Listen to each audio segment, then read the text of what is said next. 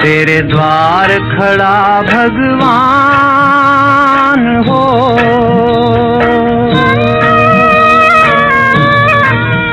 तेरे द्वार खड़ा भगवान, भगत भर दे रे झोली। तेरे द्वार खड़ा भगवान, भगत भर दे रे झोली।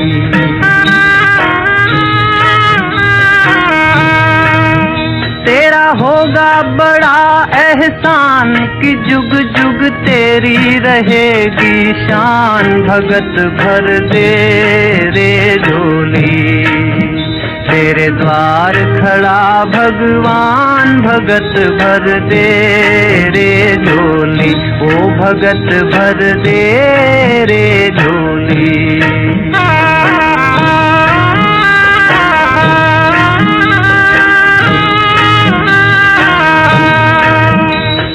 डोल उठी है सारी धरती, देख रे डोला गगन है सारा।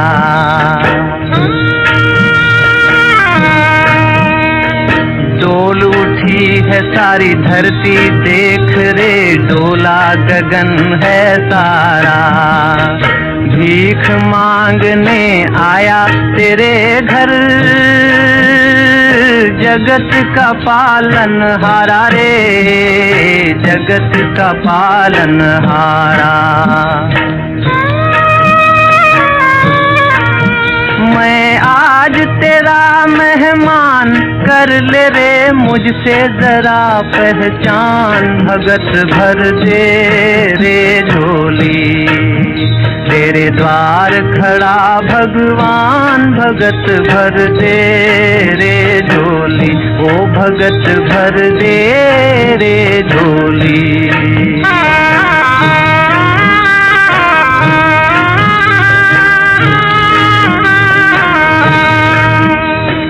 आज लुटा दे रे सरबत अपना, मान ले कहना मेरा।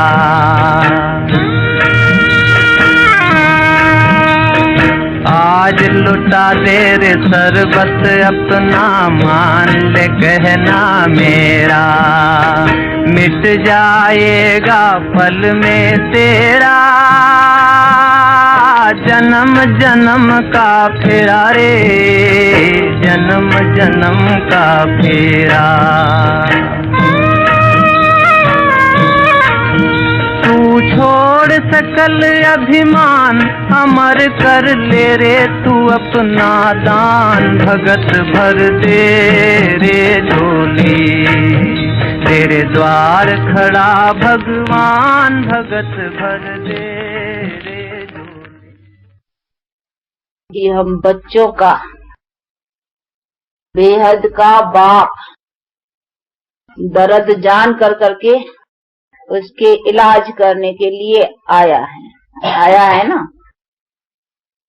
हमारे पास कौन सा दर्द है? दर्द का मतलब है दुख शांति। आज की दुनिया में दुख शांति है ना, तो दुख शांति क्यों है, किस कारण है? उसी दुख शांति के दर्द को जानने वाला एक ही है, क्योंकि उसके पास ही इलाज है। वही हमारे सदा सुख और शांति देने वाला बाप है। इसीलिए उसे गाते हैं नी, सुख दाता शांति दाता। तो दर्द को भी तो वही जानेगा नहीं। मनुष्य इसका इलाज नहीं कर सकेंगे। मनुष्य टेम्पररी, वो टेम्पररी शांति, टेम्पररी के लिए कुछ थोड़ा बहुत मिल जाए, वो बातें अलग है। लेकिन ये सदा काल का मतलब ही है कि फॉर जनरेशंस, आदि मध्य अंत। आदि मध्य का भी मतलब है शरीर लेते, शरीर में रहते, शरीर छोड़ते, सदा सुख, उसको कहा जाता है सदा का सुख। तो ऐसा सुख फॉर जनरेशंस के लिए सवाय परमात्मा के और कोई नहीं दे सकता है। इसीलिए बाप कहते हैं तुम्हारे इस दर्द को, ये तुम्हारी ये दुख शांति क्यों आई है तुम्हारे पास, किसने तुमको ये दर्द दिया है? वो मैं जानता हूँ, मैंने नहीं दिया है। हाँ, ये भगवान के ऊपर रख लेते नहीं, भगवान ने दुख दिया, भगवान ने सब दिया है।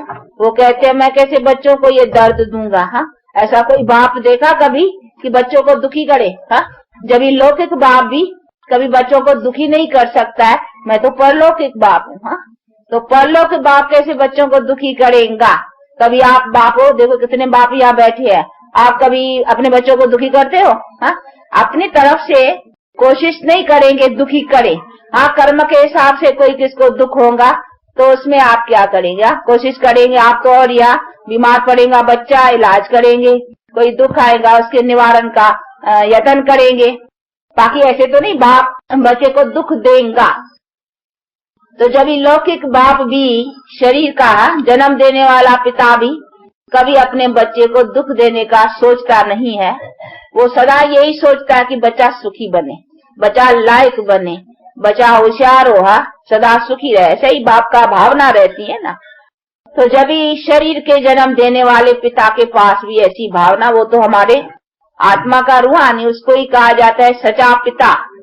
तो वो हमारे परम पिता हमको कैसा दुख देगा? तो वो दुख नहीं देता। ये हमको दुख अथवा दर्द किसने दिया है? माया ने। अभी तो वो बुद्धि में आ गई है नहीं बात कि हमको ये दुख दर्द किसने दिया? माया ने। माया कौन है अभी जान गए ना अच्छी तरह से। हाँ, माया का अर्थ अभी अच्छी तरह से बुद्धि में है कि 5 vices, इसको कहेंगे माया। माया कोई शरीर को नहीं कहेंगे। हाँ, माया कोई प्रकृति तत्वों को नहीं कहेंगे। 5 प्रकृति तत्व अलग चीज है, उनको माया नहीं कहेंगे। उनको माया समझते हैं कि जो भी आंखों से देखते हैं ना, ये शरीर देखते हैं आंखों से, ये भी माया। और जो भी कुछ इस आंखों से दिखाई पड़ता है संसार का, ये सब माया है। इसीलिए कहीं इसको ऐसा समझ करके समझते हैं, इसी से कहा ऐसा कोई ठिकाना हो जो इस शरीर में ही ना आवे, ऐसा कहाँ लीन हो जाए जहाँ से लौटे ही नहीं। ऐसे ऐसे उपाय बेचारे सोचते हैं, परंतु ये बात नहीं है। ये शरीर कोई माया नहीं है। शरीर में तो देवता भी थे, शरीर तो भगवान भी लेता है। हाँ, तभी तो उसका कहन गाया जाता है ना। तो उसको भी प्रकृति का आधार लेना पड़ता है, तो आत्मा को भी शरीर का आधार लेना ही पड़ता है। तो वो तो बातें नहीं है, इसको माया नहीं कहेंगे ना। माया एक अलग चीज है। वो कौन सी है? ये 5 vices। तो ये 5 विकार माया है। ये कोई ऐसी चीज जरूरी नहीं है कि इनके बिना हमारा जीवन या इनके बिना हमारी दुनिया नहीं चलेगी। ये तो हमारे दुख के ही कारण है। जब से माया का टाइम आया, राज चला, तब से दुख होना शुरू हुआ। बढ़ते बढ़ते बढ़ते आज देखो हाँ, ये रावण राज, वो रावण बढ़ता जाता है। और रावण को बना करके उसका बोता एफिजिया जलाते हैं नहीं, बड़े बड़े बड़े बड़े बड़े। हाँ, तो अभी वो बरस बरस जलाते हैं। बाप कहते हैं बरस बरस जलाते हैं, परंतु जलता नहीं है। 5 विकार जलते हो तो जलाते रहते हैं और बरस बरस फिर परंतु नहीं, ये तो प्रैक्टिकल जलाना है ना, अर्थात 5 विकारों को खत्म करना है। इसीलिए कहते हैं इसको नाश करने के लिए मैं जानता हूँ कि इसको कैसे नाश करो, तो इसका उपाय मैं आकर के बतलाता हूँ। तो अभी उपाय बुद्धि में अच्छी तरह से आ गया है ना कि इसका उपाय कौन सा है। उपाय भी सहज है, कोई इसके लिए और भी कोई हठ योग प्राणायाम चलाना या कोई भी कुछ भी नहीं, बड़ा इजी कि बस उस बाप के हो जाओ। जैसे लोग इस तरह से भी कोई धनवान हो और धनवान कहे कि मेरा बच्चा, मुझे बच्चा नहीं है, मेरा बच्चा बनो, तो बस जिस समय बच्चा बना तो वो भी धनवान हो जाएगा ना। बच्चा भी कहेगा मैं भी लखपति। बस कोई लखपति का बच्चा बना तो वो भी उसी सेकंड कहेगा मैं भी लखपति, क्योंकि मैं हेयर पेरेंट हो गया ना, मैं भी लखपति। तो देखो सेकंड में कोई गरीब का बच्चा, शाहूकार का गोद का बच्चा, एडॉप्टेड चिल्ड्रन बनने से वो भी लखपति। तो बाप कहते बच्चे मैं भी तो तुम्हारा असली पिता हूँ ना, तुमने मेरे से रिश्ता रिलेशन छोड़ दिया है, अभी फिर मेरे से रिलेशन रखो। मेरे बच्चे बनने से तुम भी तो जो मेरी प्रॉपर्टी है उसका तुम भी हकदार हो जाएंगे, और ऐसे हकदार बनने से तुम सदा सुख शांति को प्राप्त कर, क्योंकि मेरा तो हक तुमको सुख शांति का मिलेगा, मेरा हक कोई दुख का थोड़ी है, सुख का है। इसीलिए कहते अभी मेरे से रिलेशन रखो। अभी रिलेशन रखने में कोई देरी है? उसके लिए हठ योग प्राणायाम ये सब करना। रिलेशन का मतलब ही है कि बाप का हो कर करके चलो। तो फिर बाप देखो एक बार प्योर है ना, तो हमें प्योर होके चलना चाहिए ना। तो बाप क्या है, बाप की क्वालिफिकेशंस कौन सी है? तो बच्चे की क्वालिफिकेशंस कौन सी होनी चाहिए? तो हाँ, हम बाप को देखें और फिर अपने को देखें, तो फॉलो करें ना कि भाई बाप एवर प्योर है तो हम इम्प्योर से प्योर तो है ना। हा? तो हमको भी ऐसा ही बाप के समान अथवा बाप से जो कुछ बल मिलता है उसी को धारण करने का है।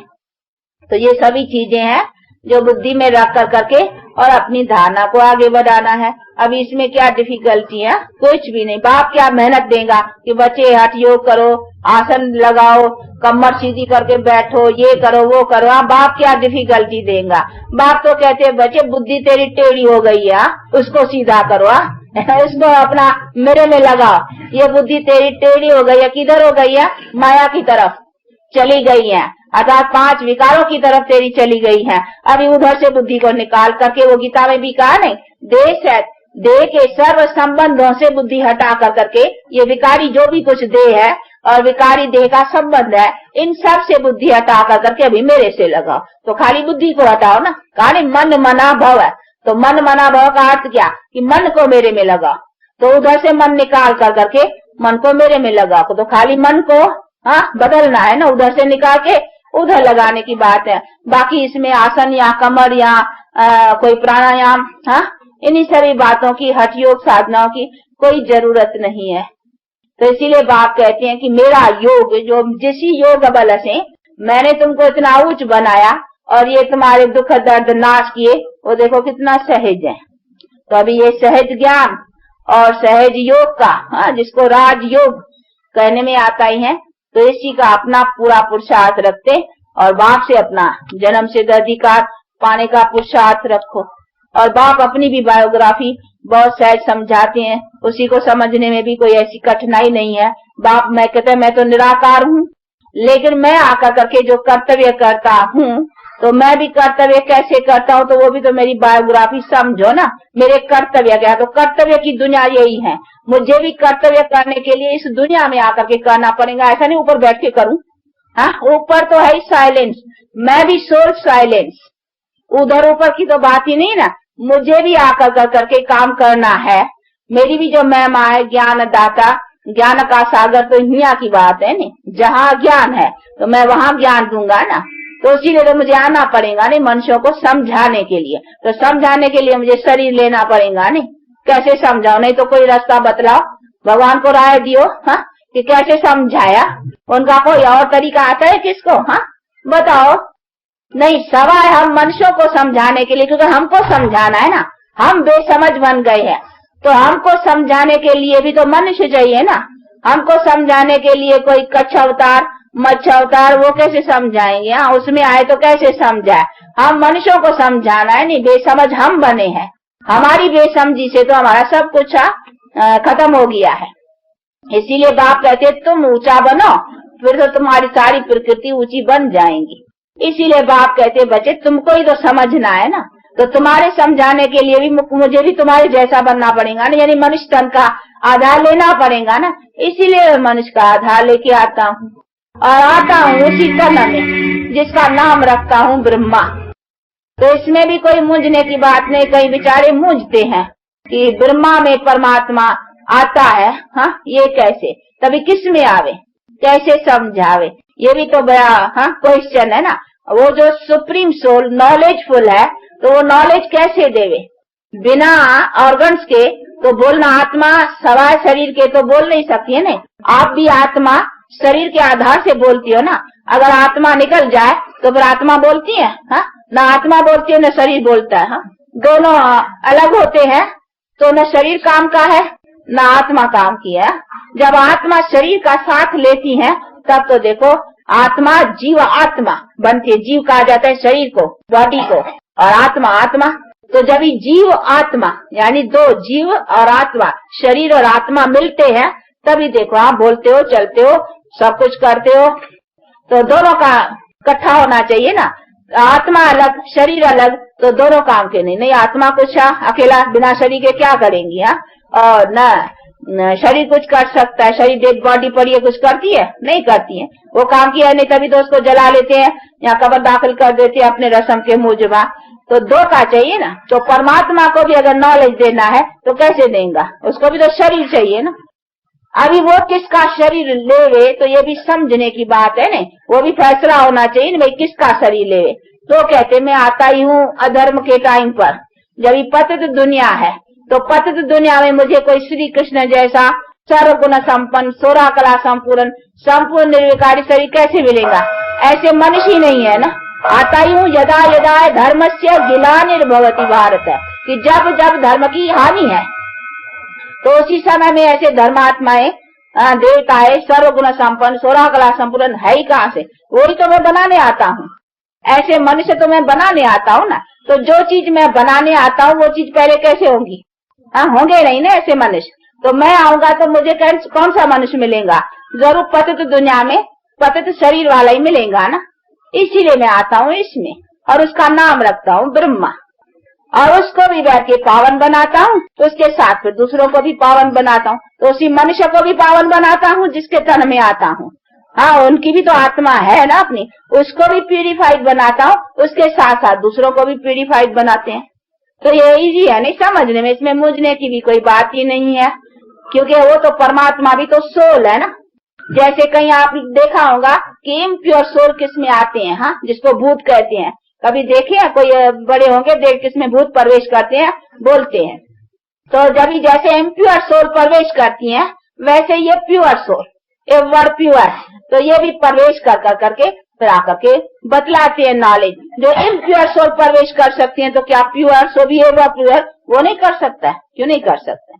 इसीलिए बाप कहते मैं आता हूँ और आ करके मैं ये नॉलेज देता हूँ, लेकिन ये शरीर मेरा नहीं है, मैं टेम्पररी तो शरीर का आधार लेता हूँ। शरीर तो उसका है ना, जिस आत्मा का शरीर है। मैं खाली टेम्पररी लोन पर, हाँ, किराए पर समझो, लोन पर समझो, उधार थोड़े टाइम के लिए लेता हूँ, और उसी उधार का उसको फायदा देता हूँ कि नॉलेज जो सुनाता हूँ तो वो भी आत्मा सुनती है कानों के द्वारा, वो भी तो बैठी है ना आत्मा। मैं भी हूँ, मैं सुनाता हूँ इस ऑर्गन से, वो इस ऑर्गन से सुनती है उसी में ही। हाँ, फिर मैं सुनाता हूँ, वो भी सुनती है, और दूसरे भी, तुम भी आत्मा सब ऑर्गन्स के थ्रू, कान के थ्रू सुनते हो। इसमें मुझने की क्या बात है? नहीं तो परमात्मा कैसे सुनाए? कोई बतलाए, दूसरा कोई बुद्धि में किसको आता हो तो सुनाए, कैसे सुनाए? ऊपर से आकाशवाणी वो समझते ऊपर से ऐसे ही आवाज करे, ऊपर से कैसे आवाज करेगा? हाँ, क्या आवाज कैसे ऊपर से आएगा? ऊपर के ऐसे ही तो आवाज तो मुख से होगा ना। तो इसीलिए बाप कहते हैं कि बच्चे ऐसी सभी बातों को समझो, इसमें मुझने की कोई बात ही नहीं है। तो ये सभी चीजें समझने की, इसीलिए कहते हैं मैं उसी तन में आता हूँ और उसका भी हिसाब समझाते हैं कि ये आत्मा वही है जो पहले से, हाँ, श्री लक्ष्मी श्री नारायण, हाँ, जिसको कहेंगे वही फिर अपना चक्कर 84 का पूरा कर करके अभी इसका वो 84वां जन्म है। तो ये लास्ट है बर्थ किसका? श्री नारायण, जो सर्वगुण संपन्न था, वो सतयुग त्रेता जन्म काटते द्वापर, अभी ये कलय युग में ये तम इसका 84, हाँ, ये 84वां जन्म। तो अभी उसके 84वें जन्म में आकर के उसी आत्मा को भी प्यूरिफाइड बनाता हूँ, जो जाकर के फिर श्री नारायण बनते हैं भविष्य में, और फिर दूसरे भी जो सुनते हैं वो भी उसी प्रालब्ध को पाते हैं। तो ये तो सीधी बात है, ये सारा चक्कर है ना, इसी सभी बातों को समझना है। तो ये बातें है समझने की है। अभी ऐसे भी नहीं विष्णु के शरीर में आवे या शंकर के आए, क्योंकि शंकर तो है ही आकार, उसको तो यहाँ मनुष्य ही इधर को चाहिए ना, शंकर तो इधर का है ही नहीं। हाँ, वो तो है आकार, जो तो सिर्फ अभी विनाश के लिए ये उनका विनाश का दिखलाते हैं रूप। और विष्णु तो है ही साक्षात्कार, 4 भुजाएं वाला कोई मनुष्य होता ही नहीं है। ये सिर्फ साक्षात्कार में ये सिंबल साक्षात्कार होता है, 2 भुजा नारी की 2 भुजा नर की, कि तुम ऐसे देवी देवता बनते हो, ए मैन ऑब्जेक्ट का साक्षात्कार।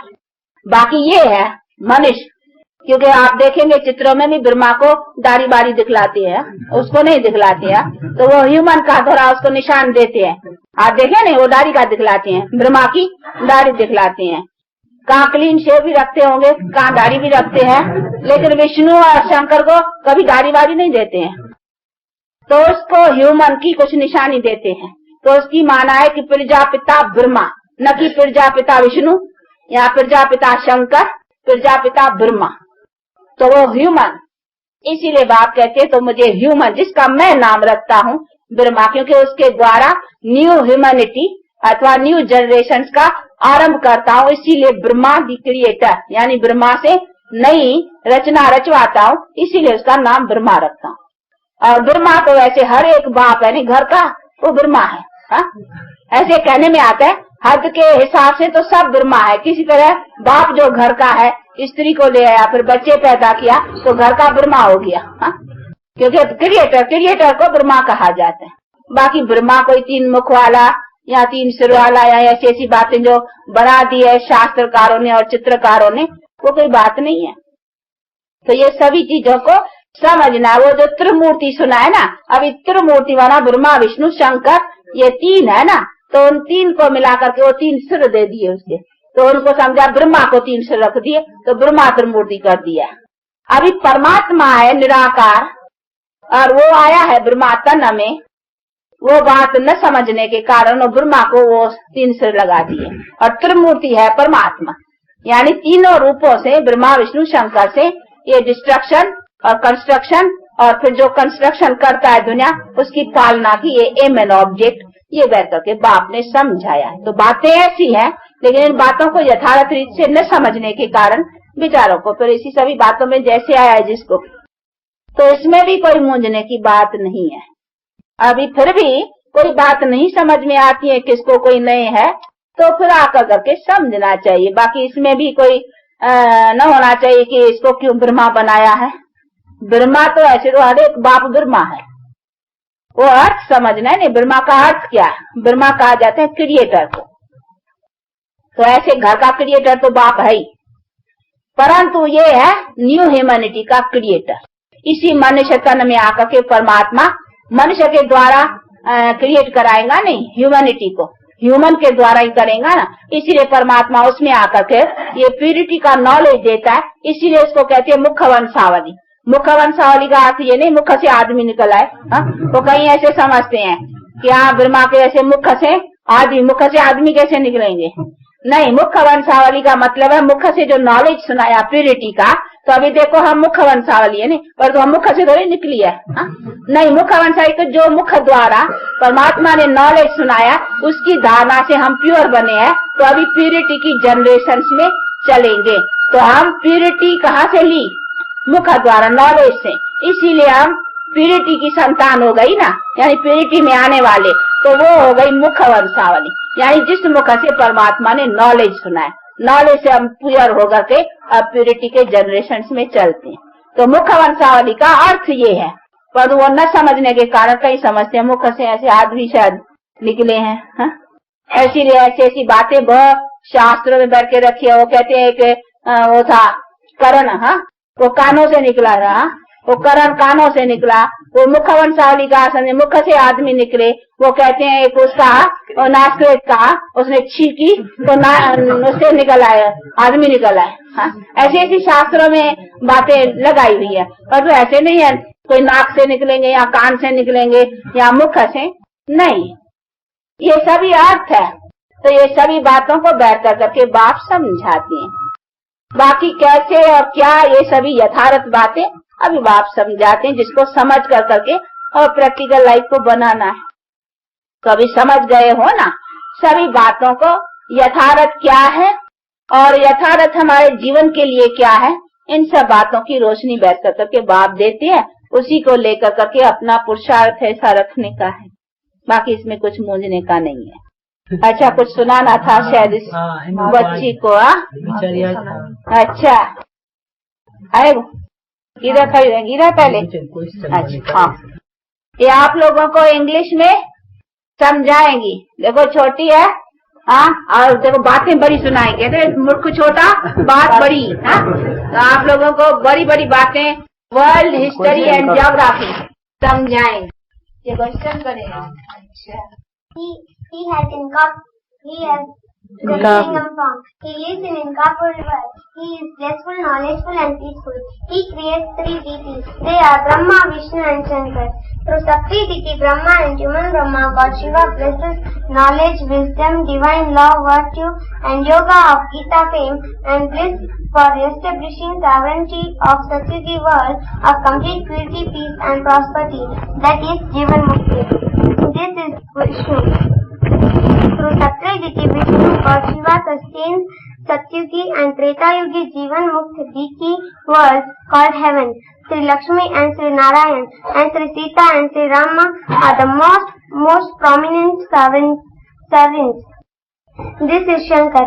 Through Sakti deity Shankar, God Shiva destroys the Kalyugi, vicious, irreligious, unlawful world of many violent sovereignties called hell for bestowing mukti.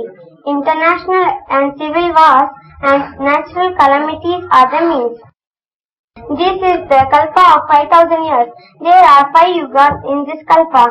They are Satyug, Treta Yug, Dwapar Yug, Kalyug and Sangam Yug. इशारा इधर करो, समझाओ उधर। हाँ, सामने देखती रहो। हाँ, इधर इशारा कर करके इसी साथ यू, हाँ, देखिए ऐसा समझा। हाँ, जावे।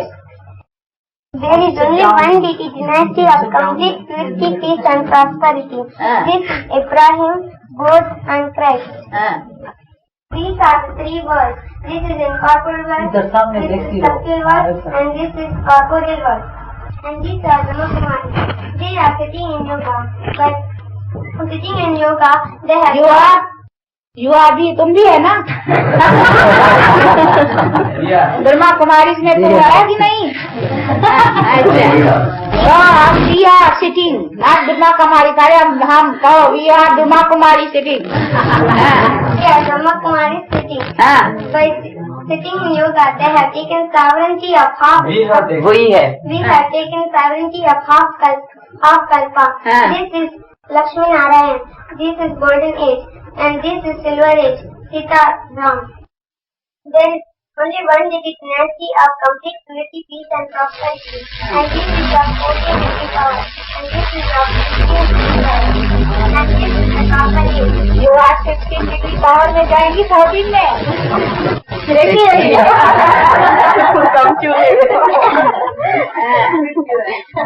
Copper age, first they were worshipping God Shiva, but afterwards they were worshipping all the deities. Islamic dynasty by Ibrahim 2500 years ago. This is Buddha. Buddhist dynasty by Buddha 2250 years ago. This is Christ. Christian dynasty by Christ 2000 years ago. This is Shankaracharya. Sannyas dynasty by Shankaracharya 1500 years ago. And this is Iron Age. There are so many religions come. And this is the Brahma. That is last 84th life of human Brahma. After the destruction, this Brahma will be the first prince of Satyuga, that is Sri Krishna. These are the Russians and Americans. They are fighting for the hell. This sense for Europeans will destroy one another in an international atomic war. एक लड़की पूछती है कि ये दो बिल्ले के रूप में क्यों रखे हैं? एक कहानी है बहुत मशहूर है कि दो बिल्ले आपस में लड़े थे और मक्खन बीच में से बंदर खा गया था। वो एक कहानी है। वो दो बिल्ले कोई कहाँ से मक्खन ले आए थे और आपस में लड़ने लगे। तो एक बंदर चालाक था, उसने कहा आओ हम तुमको एक ठीक है, तो तराजू लेकर करके वो तोड़ता गया और ज्यादा थोड़ा थोड़ा उससे लकनते खाता गया, सारा मक्खन उसका खा गया। तो इसीलिए वो कहानी बड़ी मशहूर है ना, इसी पर उसका वो रखा हुआ है, दो बिल्ले और मक्खन बीच में वो खा जाते हैं। छोटा सा mix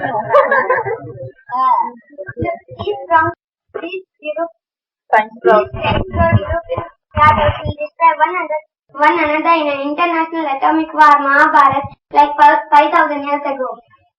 This is the rosary of 108 beads. Almighty God Shiva's non-violent army of Bharat Mother Shaktis, which transforms the Iron Age, vicious world into Golden Age, wiseless world, by means of the might of godly knowledge, yoga and supreme purity.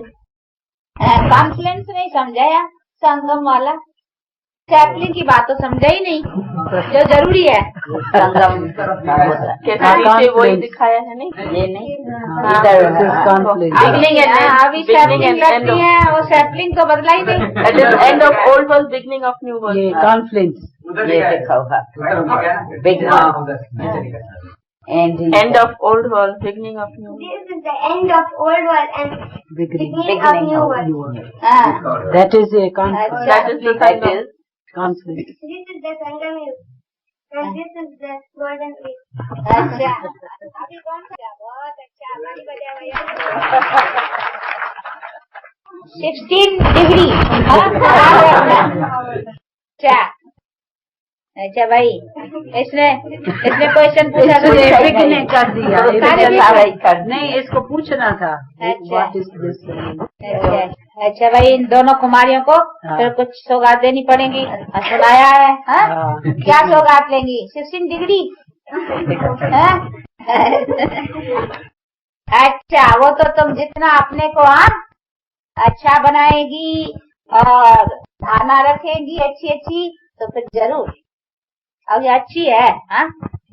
ले सकती है और लेने का अच्छा पोशाक रखती है, कैसा? ठीक है ना? ये भी अच्छी है। इसका नाम क्या है? वीणा। ये तो है ही सरस्वती की वीणा। तो बजेंगी। अच्छा, आप लोगों का टाइम हुआ है, इसीलिए 2 मिनट साइलेंस। हाँ, जगा दो बजे। साइलेंस का मतलब अपने बेहद बाप को याद करो। I am soul, son of supreme soul. ऐसा अपनी बुद्धि को हर वक्त, हम उस बाप की बच्चे हैं, ऐसा समझ के हर वक्त रहो और इस बॉडी से डिटैच। ऐसे समझो, काम करते हो तो भी ऐसे समझो मैं हाथों से लिखवाता हूँ, हाँ? लेकिन कौन? आत्मा। मैं इस ऑर्गन से बोलता हूँ, कौन? आत्मा। इस ऑर्गन से सुनता हूँ, कौन? आत्मा। तो हर वक्त सुनने के समय ऐसे समझो, आई एम सोल, इससे सुन रहा हूँ।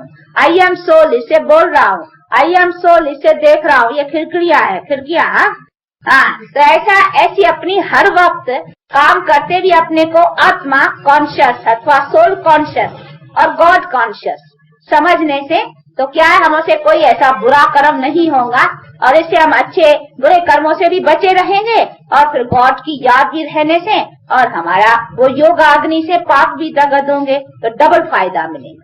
ये प्रैक्टिस चाहिए। अभी ये जो सुनाया ना, इसकी प्रैक्टिस चाहिए। हर वक्त अपने को सोल कॉन्शियस और गॉड कॉन्शियस रख करके चलना। किस तरह से चलना? इसी तरह से देखो। ऐसा नहीं देखना नहीं, आंखें बंद करना है, देखो। परंतु देखते क्या देखो? ये भी सोल है, आई एम सोल, ये भी सोल। अभी इस खिड़कियों से हम किसको देखते हैं? भले देख रहे में ये बॉडी आती है, और तो हमारा ध्यान अटेंशन सोल के ऊपर है। ये भी सोल है, हम और ये एक ही बाप के बच्चे हैं। परंतु हाँ, इन बेचारे को पता नहीं है, अभी इसको पता देना है। अच्छा, पता है तो हाँ, ये भी भाई अभी बाप को जान कर करके अपना हक ले रहे, हम भी उसे अपना हक ले रहे हैं। इसी तरीके से बुद्धि में ऐसा रहना चाहिए। इसको कहा जाएगा सोल कॉन्शियस। बाकी ऐसे नहीं है कि एकदम मन को कंट्रोल, जैसे कल बतला दो कहीं बैठकर बेचारे हट से करते हैं, वो चीजें नहीं। ये हमको ज्ञान सहत, तो इसको कर्म करते भी हम सोल कॉन्शियस। तो ऐसे अपने बुद्धि को रखने का है।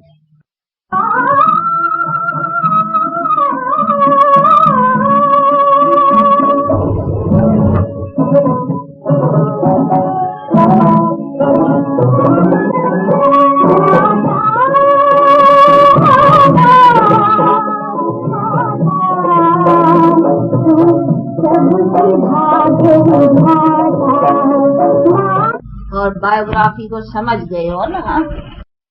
परमात्मा का ऑक्यूपेशन, परमात्मा की बायोग्राफी क्या है, देवताओं की क्या है।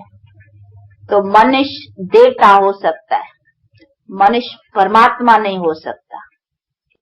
तो ये समझना है। इसीलिए ऐसे नहीं, हमको कोशिश रखने की है मनुष्य से देवता बनने की। देवता का मतलब ही है क्वालिफाइड। कौन सी क्वालिफिकेशन से श्रेष्ठ है? सर्वगुण संपन्न, 16 कला संपूर्ण, संपूर्ण निर्विकारी। इसीलिए हमें कोशिश वो करने की है जिसमें आत्मा भी प्योर, शरीर भी प्योर। बाकी वो तो एवर प्योर है, वो तो गॉड इज वन। तो हमको कोशिश कौन सी करनी है, क्या बनना है, वो एम एंड ऑब्जेक्ट का नॉलेज होना चाहिए ना।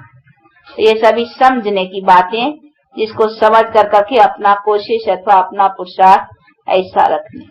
अच्छा, आप लोगों का टाइम होता है, हम तो बैठे हैं, हम तो कहेंगे बैठे रहो। आप लोगों को जाना है तो फिर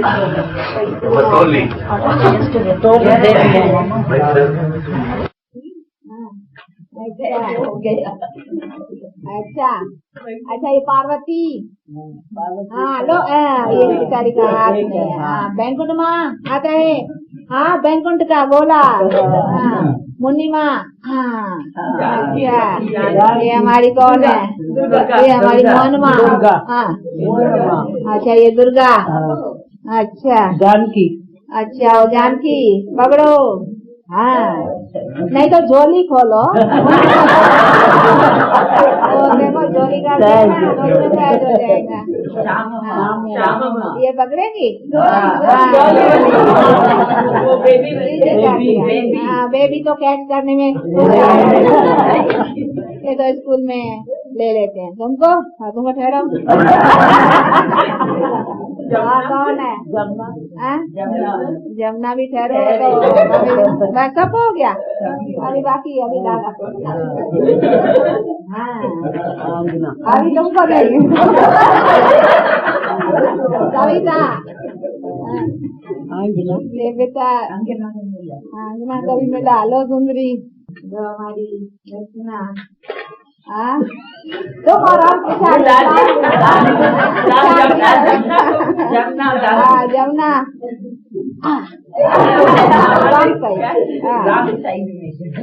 अच्छा तुम और हम बच गए ना। वो आपको कराया, नहीं मामा को कैसे, अच्छा लो मामा को हम कैसे किया, मिला। अच्छा देखो ये जो दिया है ना, इसका अर्थ क्या है? इसका अर्थ है सृष्टि का गोला, आत्मा भी आत्मा भी है ना। तो बस गोला तो थोड़ी मिलेगा, बिना प्यूरिफिकेशन के ये गोला तो नहीं मिलेगा, हेवन थोड़ी मिलेगा। अच्छा हम अपने नयों की जरा खातरी करते हैं, डोंट माइंड। हाँ देखो ये तो फिर नए हैं ना, तो ये रहेंगे, ख्याल रहेगा। हाँ देखो हमको डबल मिली है, इन एडवांस है ये, इन एडवांस मिलती है, एडवांस में जाना है, आगे जाना है। तो ये मिलता है इसीलिए कि आप लोगों को आगे जाना है। हाँ देखो डबल, कभी तो समझेंगे हमको मामा आगे बिठाया काय के लिए, एक ही मिली नहीं वजह की जैसी बात। हाँ इनको डबल तो एक है। राजगोपाल दो का तो प्रवृत्ति का तो खेली है, डबल तो खेली है ना। ये हमारे और ऐसा नहीं कि चराई इधर फेंक के जाओ, इसमें डालना। इसको दिया, मिला। अच्छा हाँ ये नया नया। अच्छा चलो ये बेबी को भी दूसरा, ये बेबी है, मालती के वो तुम्हारी बेबी नहीं आई। हाँ अच्छा हमारा आत्मा से आत्मा से पावर नहीं, पावर तो अभी ज्ञान से लेनी है, इससे नहीं। ऐसा नहीं समझना ये खाने से पावर आ जाएगा। पावर तो फिर भी ज्ञान और योग से मिलेगा, इसीलिए तो फिर धारणा रखनी पड़ेगी। चराई इधर नहीं छोड़ के जाना, खाने नहीं किचरे के लिए रख दो, ये विषय है किचरे के लिए। अच्छा अच्छा अभी जो नए हैं ना, हाँ फिर उन्हों के साथ कभी पिकनिक, हाँ पुराने ने खाया है ना, नहीं खाया तो एक दिन पिकनिक का रखना। बाहर कहाँ चलेंगे, बाहर तो देखो दुनिया की आवाजों से, दुनिया की निगाहों से हम दूर है ना। हाँ हम कहें कोई ऐसी भी दुनिया की निगाहों और आवाजों से नहीं कहते, बहुत दूर दूर ले चल, तो यहाँ कोई जंगल तो है नहीं, हाँ जहाँ एकांत हो, जो अपना मजा भी हो। यहाँ तो देखो दुनिया की उसमें गमखान में तो उसने कहा इसीलिए घर में अच्छा है। जंगल है, मंगल बनाएंगे कोई दूसरी आत्मा मिले। अच्छा वो फिर देखेंगे, लेकिन इन्हों को एक ही वक्त करें जिसमें सभी इकट्ठे चले। अच्छा फिर वो तो देख ले, लेकिन एक बार इन्हों को एक भोजन खाने ही नहीं, जितना खाएंगे ना जैसा अन्न वैसा, तो जरा इन्हों को रहेगा, तो इनको फिर पिकनिक कराना है। हाँ? अच्छा बहुत अच्छा, कुछ भी है, सिंधी हो, पंजाबी हो, यूपी हो, जो लेकिन हम सब एक ही बाप के बच्चे हैं, उसी को समझना है और अभी बाप के ऊपर हक लगाना है। अभी है उसके पोतरे, पोतरे बनने से वर्षा मिलेगा। कहते हैं ना ग्रैंडफादर का प्रॉपर्टी का, तो पोतरे बनने से वर्षा मिलेगा, तो पोतरा बनेगा तभी जब ब्रह्मावंशी बनेगा। वैसे तो सब उसके बच्चे हैं, तो बच्चे तो है ही, पर उसमें वर्षे की बात नहीं, पोतरा बनेगा तो वर्षा मिलेगा। इसीलिए जब ब्रह्मा बीच में आता है तब है पोतरे की बात, तो ब्रह्मावंशी बनेगा, ब्राह्मण बनेगा तब है पोतरे का और वर्षे की बात। नहीं तो वैसे बच्चे तो सब है, शिववंशी तो सब है। ब्रह्मावंशी जब तक न बने ना, तब तक पोतरा न बने, और पोतरा न बने तो वर्षा न मिले। अच्छा ऐसा बाप, दादा और माँ की मीठे मीठे बहुत अच्छे सपूत, सियाने, समझदार बच्चों को याद प्यार और गुड मॉर्निंग।